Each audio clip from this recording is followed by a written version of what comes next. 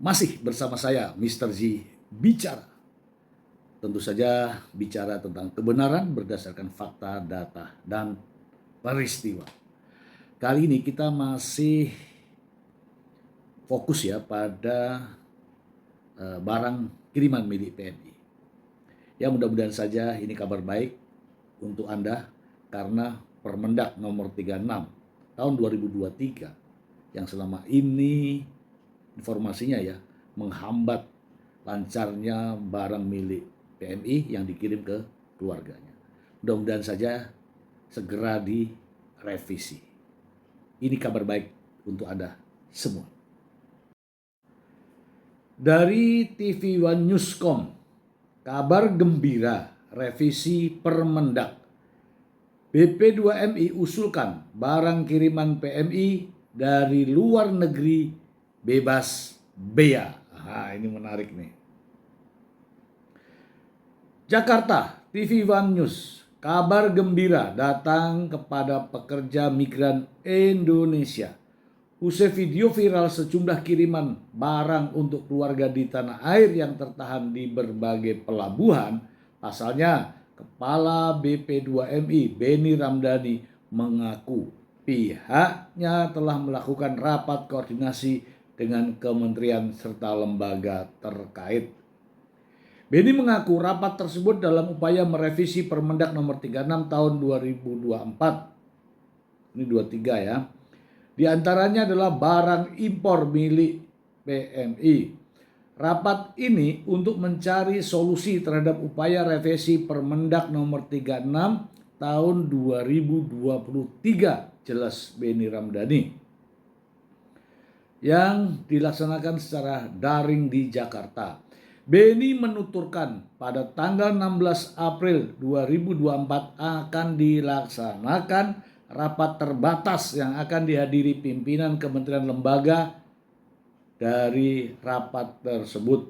Menurutnya, BP2MI telah bersikukuh untuk mewujudkan bebas bea yang mengakibatkan penumpukan barang kiriman milik PMI pada sejumlah pengiriman ke dalam negeri.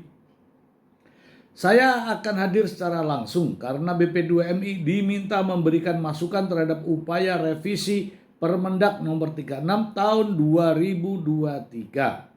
Sejak awal, standing point BP2MI sangat jelas dan BP2MI bahkan menjadi penginisiasi pembebasan bea masuk barang milik PMI pada Juni 2023. Kami akan tetap mengusulkan hal tersebut, kata Beni. Bagus ini kalau terwujud ya. Tak hanya itu, kata Beni, BP2MI turut diminta menyampaikan pandangan terkait barang-barang milik PMI yang saat ini masih tertahan di dua pelabuhan, yaitu Tanjung Mas Semarang dan Tanjung Perak Surabaya. Beni memastikan BP2MI akan meminta agar perlakuan terhadap barang-barang tersebut tidak mengacu pada Permendak nomor 36 tahun 2023. Mengingat saat ini Permendak tersebut sedang dalam proses revisi.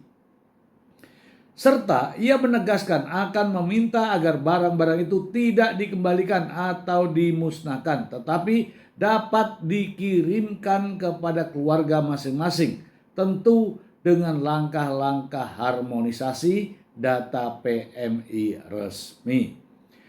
Barang-barang tersebut dikirim untuk kebutuhan keluarganya atau konsumtif, bukan untuk diperjualbelikan atau dikomersialisasi, serta agar bisa diterima oleh keluarga mereka dalam merayakan Idul Fitri 1445. Ini Pak Beni ini bijak ya. Selain itu, BP2MI juga mendirikan posko pengaduan untuk membantu penanganan bidang kiriman barang penumpang atau bawaan dan barang pindahan milik PMI. Ada barang penumpang, barang bawaan, barang pindahan, ya, barang pindahan, barang kiriman, barang bawaan. Bahkan BP2MI telah menerbitkan surat keputusan nomor 164 tahun 2024 tentang pembentukan tim penanganan barang kiriman, barang bawaan, dan barang pindahan guna membantu para PMI yang ada di luar negeri. PMI dapat mengadukan permasalahan tersebut barang-barang milik pekerja migran. Adapun pelayanan akan diprioritaskan bagi para pekerja migran Indonesia yang terdata di Sisco P2P2MI.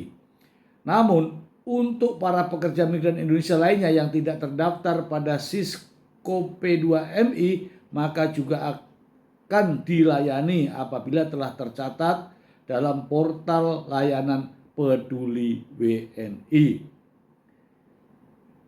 yang dikelola oleh Kementerian Luar Negeri dan Perwakilan Republik Indonesia di negara penempatan, kata Beni. Ini bagus ya teman-teman ya.